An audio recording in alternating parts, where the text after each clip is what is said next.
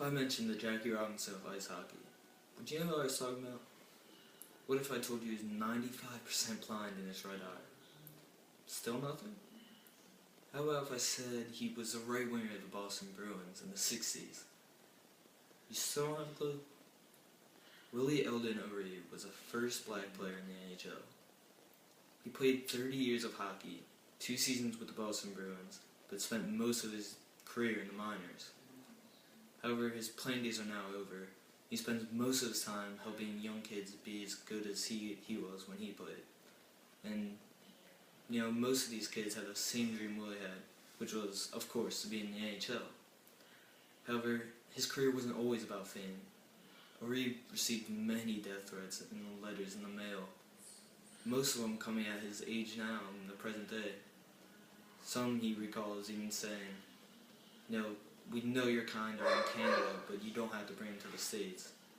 However, O'Ree was not afraid of these, as he knew what to expect because he was the leader of the league's diversity task force in the NHL, which was put together to promote young black kids and diverse ethnic group kids to join the NHL and start playing hockey. However, after 12 years later of O'Ree's working, there are many other black players in the NHL. They're celebrating the 50 years since O'Ree broke the color barrier. When O'Ree played, he only had 4 goals in 45 games with the Bruins, but most of his best work is in present day today, as he's now age 72 and works for the NHL, conducting 10 to 15 clinics a week, and visiting schools, clubs, anyone that reaches out to him, and travels about 80,000 miles a year, and makes about 7 appearances a month. The NHL Commissioner, Gary Bettman, acknowledges the impact O'Ree has had on over 40,000 kids, which is a large amount, more than anyone has made for a while. And he says that the inner strength, that dedication that O'Ree has, racial comments that he's been receiving will never be able to stop him. And whatever he believes, it's going to happen. However, growing up in Frederickson, not knowing much about prejudice until he joined professional sports, there's only 2 black families in his neighborhood, and for the most part they're treated just as well as the white families. However, O'Ree was talented in baseball and ice hockey, and was excellent at both.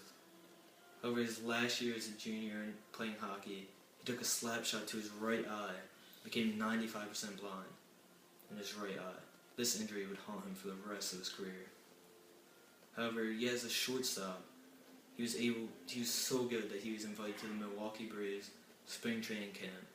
And, at first he thought this would be a great, opportunity for him, but when he got there he realized this was the first time he witnessed prejudice happen. He said, when I flew out to, Milwaukee, when I got off the plane, the first thing I saw was the bathroom signs, and I noticed that they're for whites and one for color. That's when he knew that he immediately regretted his decision to go.